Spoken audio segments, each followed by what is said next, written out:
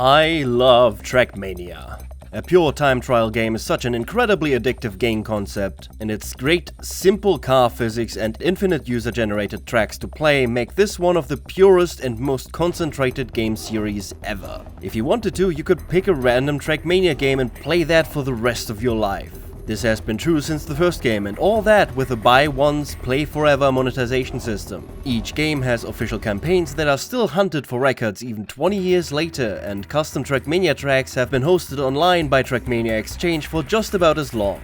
Some games have been more popular than others, and some even released for free, which might have been Nadeo's downfall. The success of free games like Trackmania Nations and its sequel Trackmania Nations Forever just did not translate into too many sales of their other games in the series, because the best part, the stadium environment, was entirely available in these free versions. Eventually, Nadeo got bought by Ubisoft, and their big project of the 2010s didn't entirely pan out. Trackmania 2 or Trackmania Squared never really managed to replace Nations Forever, which Nadeo kept free to download and play. Shootmania barely made a splash, and Questmania probably died somewhere in the conceptual phase. To this point, Trackmania had always been a PC franchise. There were some games for Nintendo consoles developed by Firebrand Games, but these were just kinda worse versions of Trackmania United.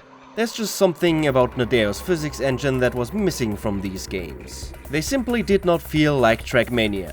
Trackmania Turbo was a port of the Trackmania 2 environments to consoles by Nadeo, and it actually had some success. I remember seeing trailers for it at the big gaming events, and it just didn't look like a game from the 2000s anymore. It had style. I think that helped it quite a bit. But in exchange, it was cut off from the Trackmania community ecosystem. A flashier game that in the end did not really play to the series' strengths. Finding custom tracks on console is just awful, and even the PC version didn't really fix that. Almost a decade after release, the 5 years older Trackmania 2 Canyon is more than twice as popular, even though it basically represents a quarter of Turbo's content. It had absolutely no staying power, especially compared to United or the Stadium-only games. So why not capitalize on the success of Trackmania Nations Forever with a more modern monetization concept? Not that subscription models are all that modern anymore, but Trackmania 2020, this supposed remake of Trackmania Nations Forever, though I'd rather call it another sequel, is a free-to-try, subscription-based live service game. The promise is pretty simple: infinite seasonal campaigns, tracks of the day, and occasional content updates to make the biggest Trackmania game ever. And it worked! If you talk about Trackmania in this day and age, the assumption is going to be that you're talking about Trackmania 2020. And it's a pretty good game, I'd say. The driving physics, the sound design, the animations, and all of the gimmicks you could want with grass, ice, plastic, and reactor boosts make for a very good first impression. It just feels good to play, and it looks and sounds like a modern video game, which is something even Trackmania Turbo struggled with. But live service games always have one issue for me: they exclusively live in the moment. Because there always has to be new content, nothing ever has the chance to become significant. None of the campaigns, tracks of the day, weekly shorts, and whatever else ever stay relevant after they have been replaced by the next iteration. Winter 2026, Spring 2023, Summer 2020.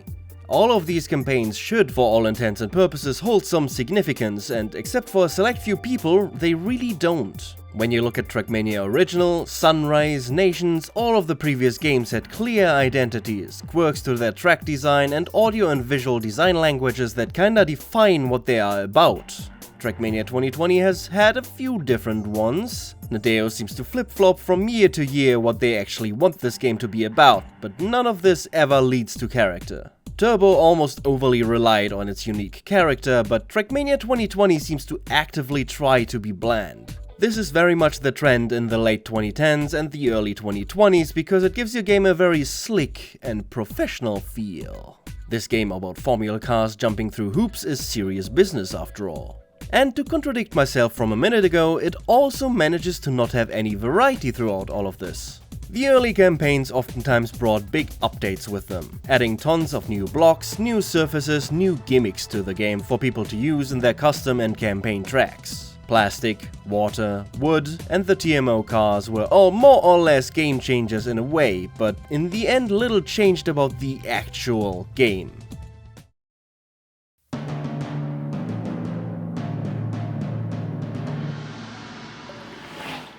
As far as most people are concerned, Trackmania 2020 is a game with maybe 3 styles of driving: tech, grass, and dirt. Then there's more fringe genres like full speed, which requires you to know about and execute a strange legacy bug they kept in the game to appease longtime fans, ice, the mechanics of which are the bane of every newcomer, and weird gimmick tracks that are all lumped together as LOL.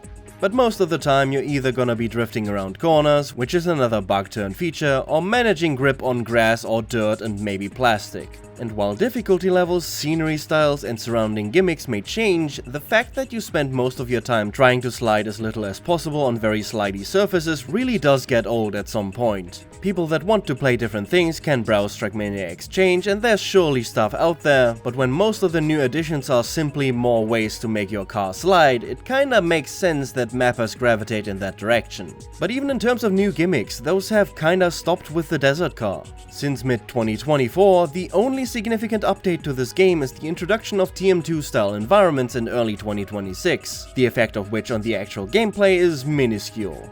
All of this shit had been done by mappers before, it's in the end just some new tools for making natural scenery. There hasn't been anything to shake up the monotony of what this game has become in 2 years at the time of writing, and that would be fine if this was not a subscription-based live service game. Most of what this game brings in terms of longevity you can get for free or one-time purchase in any of the other Trackmania games. Yeah, the official campaigns aren't included in this, but those are a map pack of 25 tracks every 3 months. Not very exciting in the whole scheme of things when there's so much quality user-made content. Tracks of the day and weekly shorts are also just user-made tracks picked by a Nadeo employee.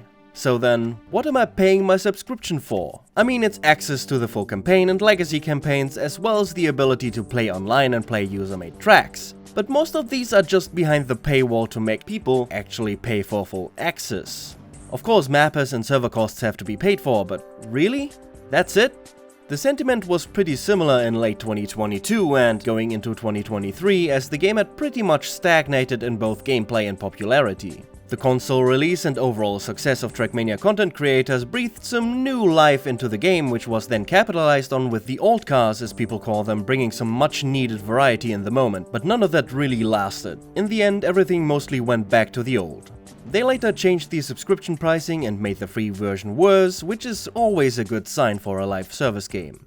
The game has stagnated, and a stagnant game is boring. If this was Trackmania United, I'd just leave it for a couple years like I've done many times until I once again feel the call. A service game like this, well, I'm just not gonna renew my subscription. That means that I won't be able to play this game anymore until I renew it, but once it's gone, it's probably gonna stay gone.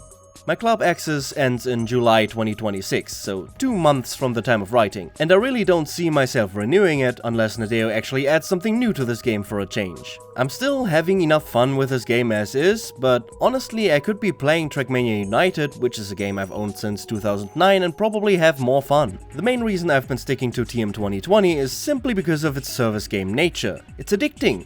New drip feeds of content every once in a while keep me coming back because I have club access already, so I might as well. And I think Nadeo is banking too much on people just renewing their access to keep playing when I can see a lot of people drop off very soon as this game goes into its 7th year. Who knows, maybe the summer update will be huge. I doubt it though. With all of their eggs in the esports basket this year, Nadeo seems to be entirely depending on publicity to keep the game going.